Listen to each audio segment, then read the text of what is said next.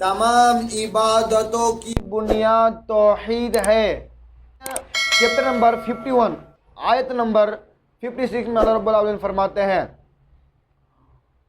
وَمَا خَلَقْتُ الْجِنَّ وَالْإِنسَ إِلَّا لِيَعْبُدُونَ، اور میں نے جنوں اور انسانوں کو صرف اسی لیے پیدا کیا تاکہ وہ میری عبادت کرے۔